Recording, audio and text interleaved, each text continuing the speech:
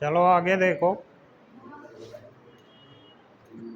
ऊर्जा वाला हो गया। मैं कल बोला था ना कि संधारित्रों का क्या पढ़ना है, संयोजन। संधारित्रों का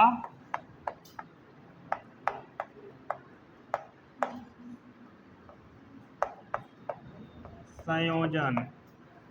अब देखो संयोजन दो प्रकार से होता है, ठीक है। होता तो पहले तीन था लेकिन पढ़ना दो ही है, एक कट गया है सिलेबस से। एक पढ़ना है श्रेणी क्रम संयोजन, एक पढ़ना है पार्श्व क्रम संयोजन या समांतर क्रम संयोजन, ठीक है ना। और एक रहता था मिश्रित क्रम संयोजन, जिसमें श्रेणी क्रम और समांतर क्रम दोनों मिक्स रहता था। तो वो हट गया है, क्योंकि श्रेणी क्रम और समांतर क्रम वाला पढ़ लोगे तो दोनों मिक्स करके अलग अलग करके सॉल्व कर सकते हो सवाल को। तो पहला हमको कौन सा पढ़ना है, श्रेणी क्रम संयोजन। पहला कौन सा संयोजन पढ़ना है, श्रेणी क्रम संयोजन। और दूसरा पढ़ेंगे समांतर क्रम संयोजन, जिसका एक और नाम होता है पार्श्व क्रम संयोजन। अब देखो ध्यान से, श्रेणी क्रम संयोजन में संधारित्रों को कैसे जोड़ेंगे, और कौन से संधारित्र का संयोजन पढ़ रहे हो, समांतर प्लेट संधारित्र का संयोजन पढ़ रहे हो, ठीक है ना। उन्हीं का संयोजन करना है। तो देखो एक प्लेट ये मान लेते हैं, ठीक है ना। एक प्लेट ये हमारे पास, जिसपे कितना आवेश रहता है, प्लस क्यू। और एक प्लेट ये है जिसपे कितना आवेश रहता है, माइनस क्यू, ठीक है ना। ऐसे दो प्लेट लेते थे, 3D प्लेट बनाए थे, इस बार खाली नॉर्मल बना लिए, दूसरी लाइन खींच के, ठीक है ना। एक प्लेट ये हो गई, एक यहाँ पे ले लेते हैं प्लेट, ठीक है। आवेश बाद में दिखाएंगे, अभी रहने देते हैं। मतलब एक समांतर प्लेट संधारित्र ये है, एक समांतर प्लेट संधारित्र ये है, और एक समांतर प्लेट संधारित्र ये है। ऐसे तुम जितना चाहो उतना जोड़ सकते हो। तो हम तीन तो जोड़ के श्रेणी क्रम में फार्मूला निकालेंगे, और इसी प्रकार जितने जोड़ने होंगे जोड़ लेंगे, ठीक है ना। 4 ठे रहे चाहे इसे 50 ठे रहे, जुड़ जाएगा उसी रूल से, ठीक है। तो ये हमारे पास तीन समांतर प्लेट संधारित्र हैं, इनको श्रेणी क्रम में जोड़ना, ठीक है ना। इनको कैसे जोड़ना है, श्रेणी क्रम में। तो श्रेणी क्रम में जोड़ने का मतलब, इसको बोलते हैं पहली प्लेट, इसको बोलते हैं दूसरी प्लेट, इसको बोलते हैं पहली प्लेट, इसको बोलते हैं दूसरी। ये पहली प्लेट और ये दूसरी प्लेट। तो श्रेणी क्रम संयोजन में क्या होता है कि संधारित्र की दूसरी प्लेट को दूसरे संधारित्र की पहली प्लेट से जोड़ देते हैं, ऐसे। पहले संधारित्र की दूसरी प्लेट को दूसरे संधारित्र के पहली प्लेट से जोड़ देते हैं, फिर दूसरे संधारित्र के दूसरी प्लेट को तीसरे संधारित्र के पहली प्लेट से जोड़ देते हैं। इसी प्रकार जोड़ते जाते हैं, और इसी संयोजन को क्या कहते हैं, श्रेणी क्रम संयोजन, ठीक है। अब इसको क्या करेंगे, इसको चार्ज करने के लिए हम किसी विद्युत स्रोत से जोड़ेंगे। तो यहाँ पे हम कौन सा विद्युत स्रोत प्रयोग में लेंगे, बैटरी। क्या लेंगे प्रयोग में, बैटरी, या सेल भी ले सकते हैं, चलो बैटरी ही ले लिए, ठीक है ना। ये प्लस है और ये माइनस,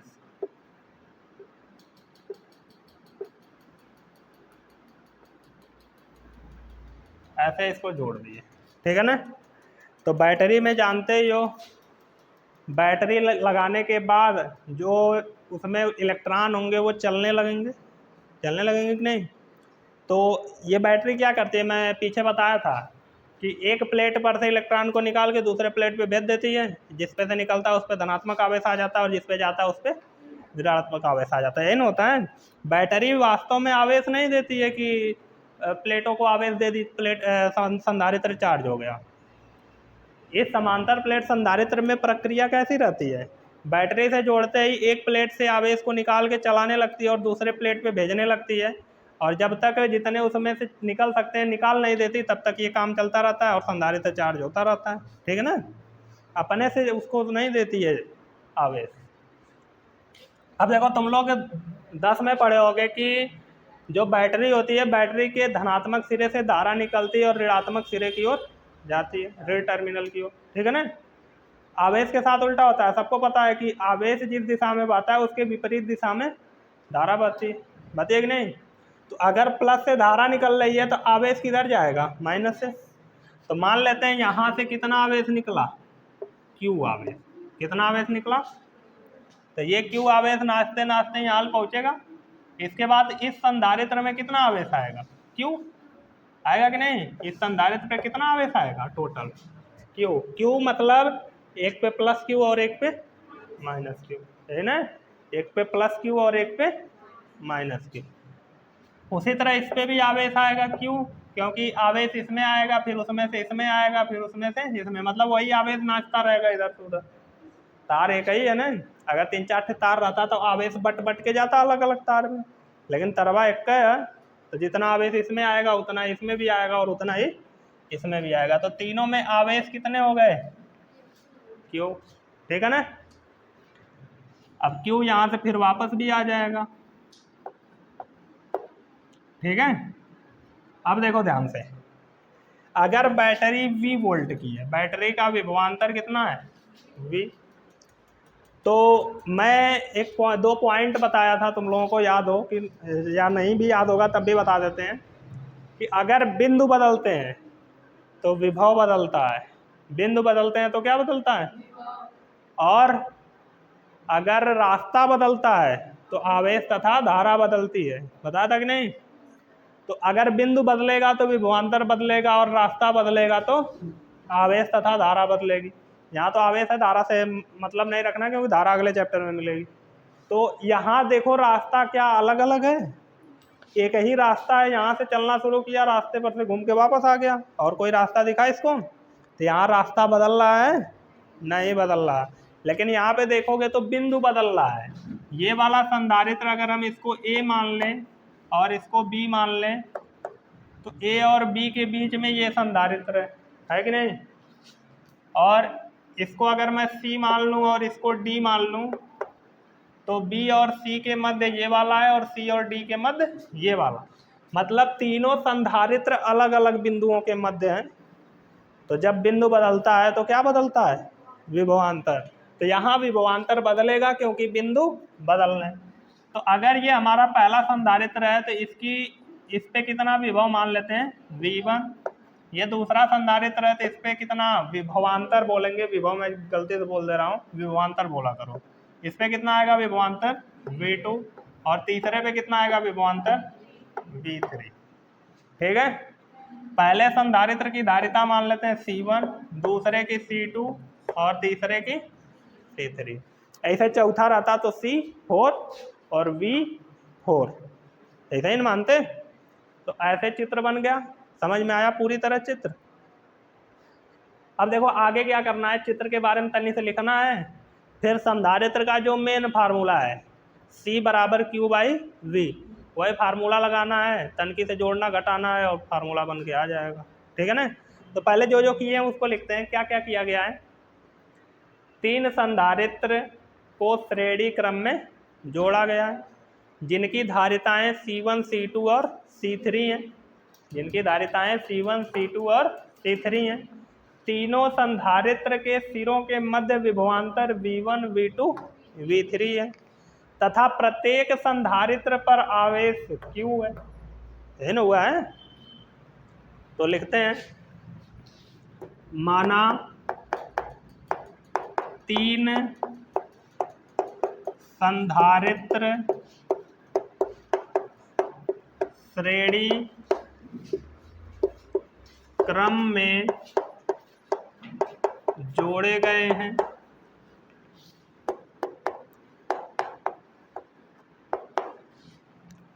प्रत्येक की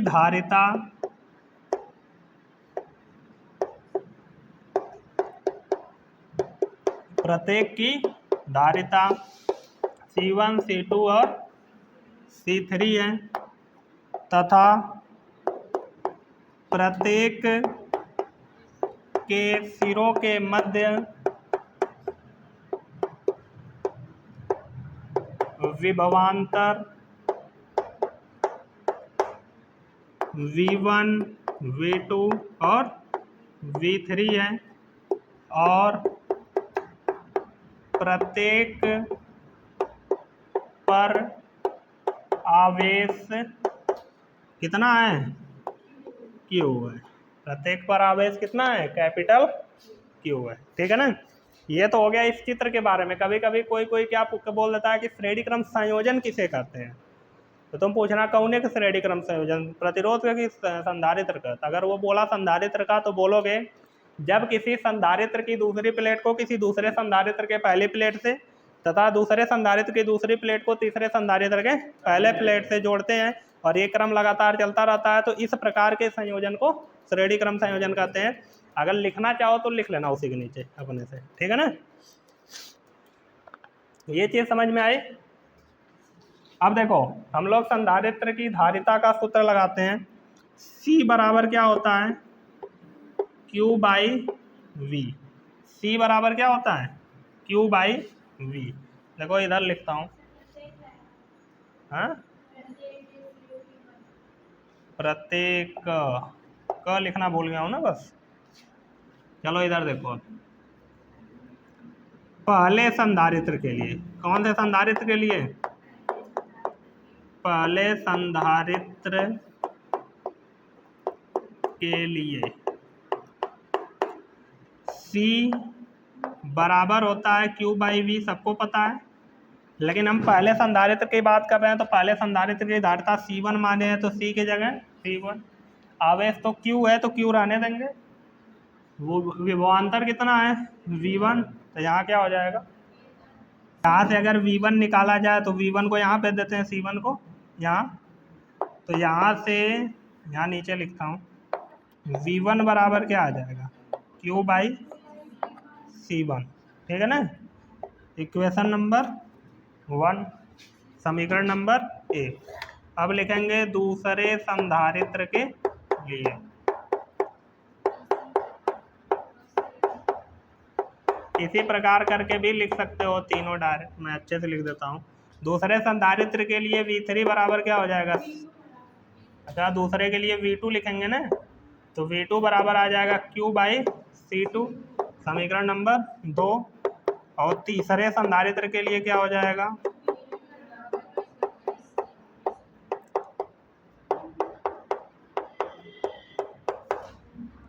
V3 बराबर Q बाई C3, समीकरण नंबर 3, समीकरण नंबर 3।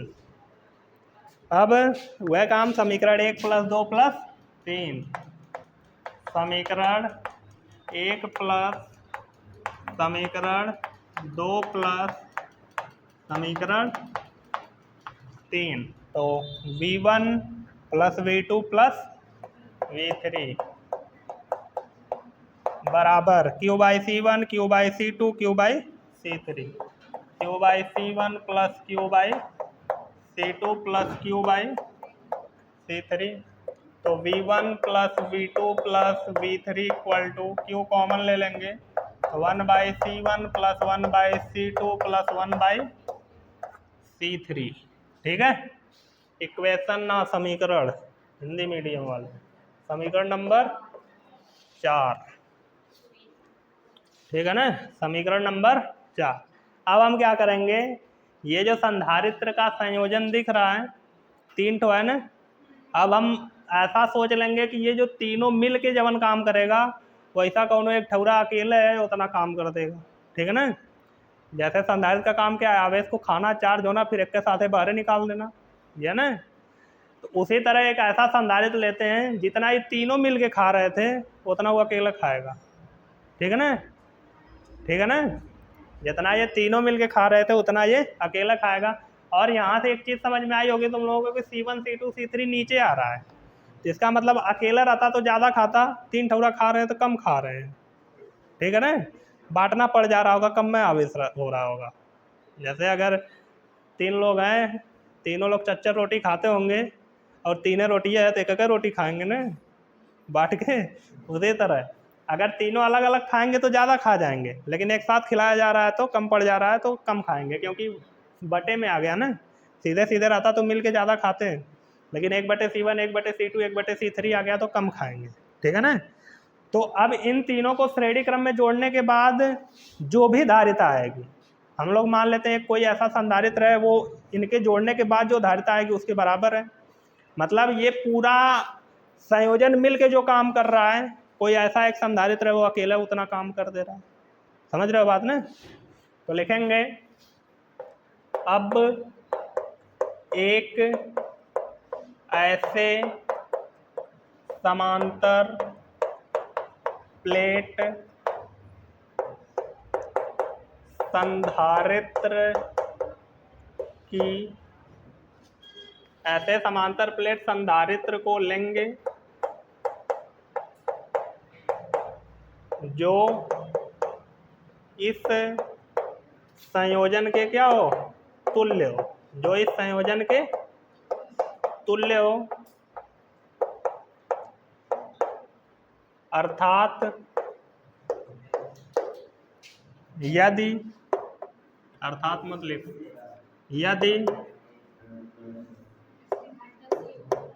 यदि समांतर, इस संधारित्र की, समांतर प्लेट संधारित्र की धारिता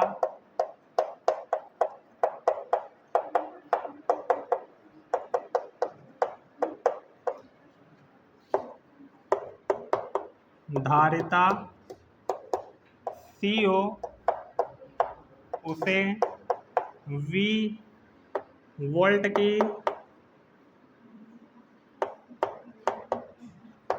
बैटरी से जोड़ा गया हो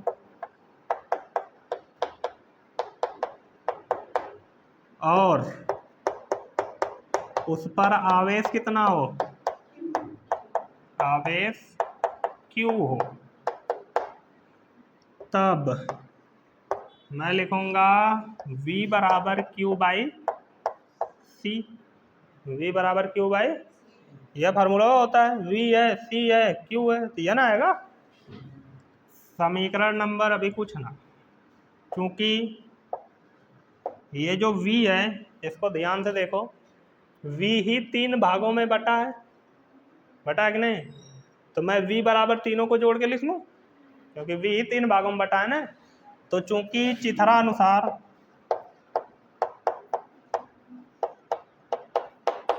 V बराबर V1 plus V2 plus V3, तो यहाँ V बराबर रखो V1 प्लस V2 प्लस बराबर Q बाई, ये कौन सी है, समीकरण नंबर 5। ठीक है। अब समीकरण 5 और 4 से, समीकरण 5 और 4 से आई बराबर, तो ये और ये भी क्या हो जाएगा, Q बाई सी बराबर Q कोष्टक में 1 by C1 plus 1 by C2 plus 1 by Q से Q मर गया, 1 by C equal to 1 by C1 plus 1 by C2 plus 1 by, यह होता है फार्मूला। जहाँ C क्या है, तुल्य धारिता, यहाँ C क्या है, इन तीनों की तुल्य धारिता, तीनों मिलके जब काम कर रहे थे वो अकेला करेगा, इसीलिए C तुल्य धारिता। तीनों को जोड़ने के बाद जो आंसर आएगा वही है C। ठीक है ना? इसको देखो बहुत नॉर्मली, बहुत आसानी से मैं इतना कर सकता था, ठीक है, लेकिन कभी परीक्षा में डेरिवेशन दे दिया तो इतना तुमको करना पड़ेगा। ठीक है, ये जो चीज़ लिखा हूँ इसके लिए एक चित्र भी छोटा सा बना सकते थे। ठीक है, तो यहाँ तक समझ में आया? है तन की ढेर कर लिख दिया हूँ ना हिंदिया में, तब वह बढ़िया लग रहा होगा थनी से, नहीं तो है छोटा सा ही। ठीक है, करवाने वाले इसको 4 या 5 लाइन में करवा देते हैं, आ भी जाता है, लेकिन जब कभी लिखना पड़ता है, तुम लोगों को बहुविकल्पी क्वेश्चन नहीं करना है पेपर में जाके, तुमको लॉन्ग आंसर, शॉर्ट आंसर सब लिखना है कि नहीं, तो तुमको इतना लिखना आना चाहिए, इसीलिए मैं लिख रहा हूँ। ठीक है, नहीं तो करवाने के लिए छोटा में हो जाता है। समझ में आई बात? अब देखो ये जो फार्मूला आया इससे एक फायदा का है, फायदा तो कुछ ना, नुकसान है।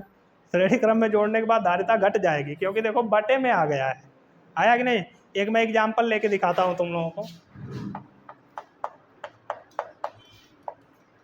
ऐसे 3 संधारित्र हैं, ठीक है, एक ये हो गया, एक ये हो गया और एक ये हो गया।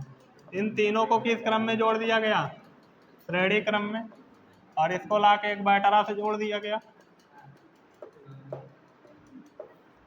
ठीक है, ये बैटरी है 5 वोल्ट की।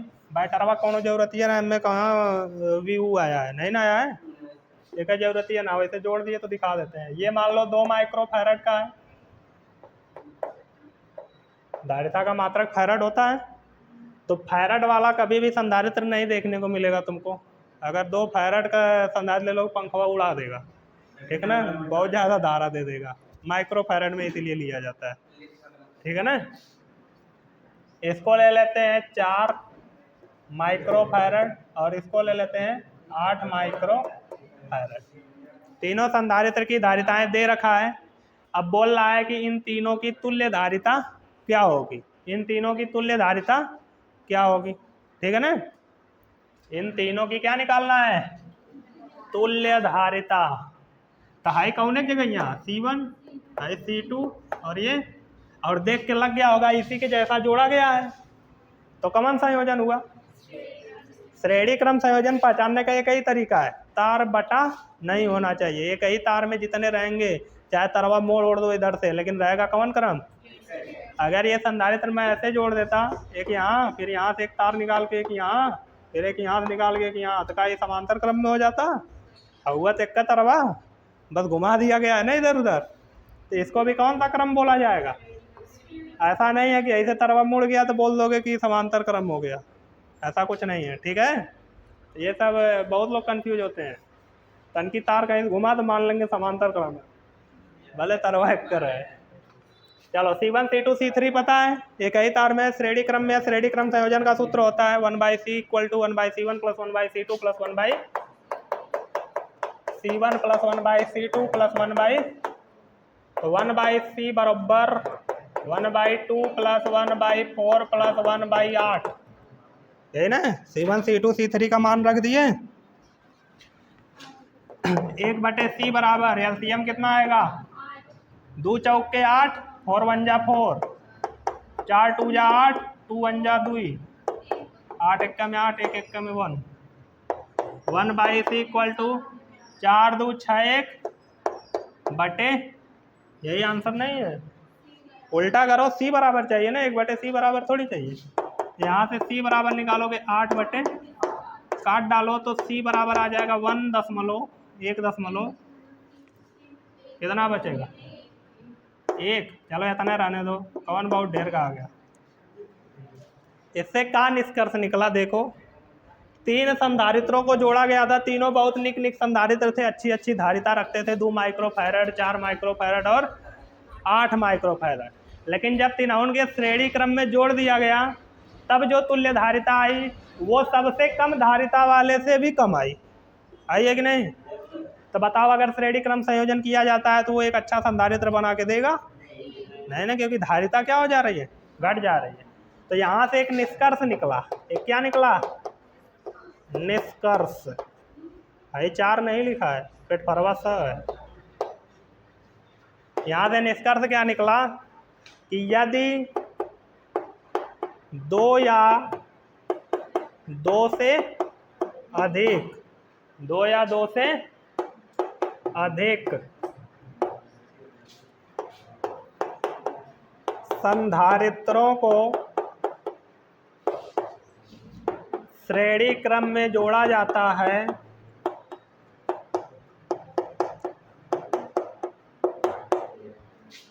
श्रेणी क्रम में जोड़ा जाता है, तो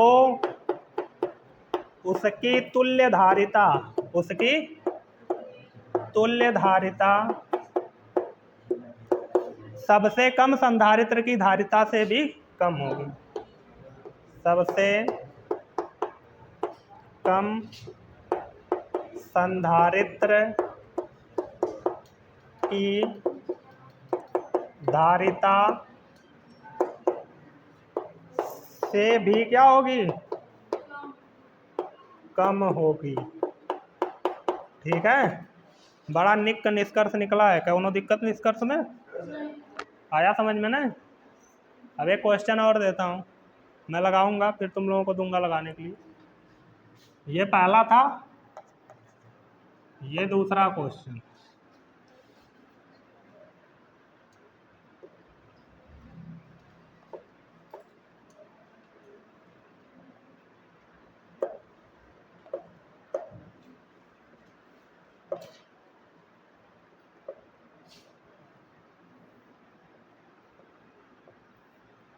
ये ए है और ये बी है।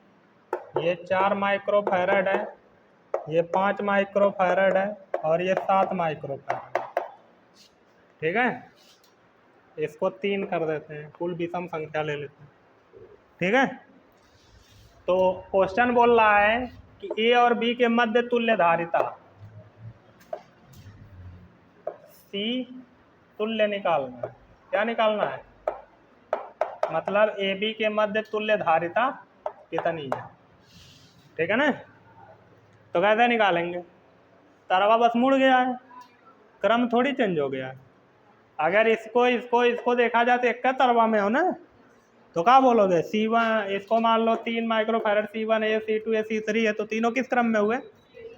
हाँ, 3 माइक्रोफैरड, 5 माइक्रोफैरड और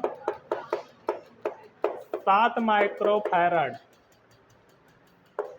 श्रेणी क्रम में है। कौन से क्रम में है? श्रेणी मत लिखना, श्रेणी लिखना। श्रेणी क्रम में है। तो फार्मूला क्या है? 1/C बराबर 1/C1 plus 1/C2 plus 1/C1 C2 C3 है। मान रखो 1/3 प्लस 1/5 प्लस 1/7। 1/C बराबर एलसीएम कितना आ जाएगा? हाँ, एलसीएम 105 एलसीएम आई। हाँ, तीनों तो अलग है। 3 से इसको काटोगे तो 3 त्रिक 9, 3 बचे 15, 35। 35 1 में 35 प्लस 5 से काटेंगे तो 21। तो 21 1 में 21, 15 7 105, 15 1 में 15। तो 1/C बराबर 5 1 6 5 11, 3 2 5 1 7 बटे 105 उलट दो तो C बराबर 105 बटे 71 माइक्रो। देख के ज़्यादा नहीं लग रहा है ननन से? काटोगे तो 1 दशमलव कुछ आएगा। ठीक है ना? कितना? 1.4। तो ये बड़ी बड़ी संख्या देख के मत सोचना कि इससे ज़्यादा है। काटने के बाद कितना आएगा? 1.4 माइक्रोफैरड आया ना, सबसे कम धारिता से भी कम। ठीक है, तो इसको छापो और समांतर क्रम संयोजन होमवर्क रहेगा। बस करना क्या रहेगा? ये जैसे सीधे सीधे दिख रहा है, ऊपर नीचे जोड़ देना अलग अलग तार में, और जब तार बदल गया, रास्ता बदल गया, तो आवेश बदल जाएगा, विभव वही रहेगा। ठीक है, करके लाना। पहले से पढ़े और रिपीट हो रहा है तो कर लोगे। हाँ।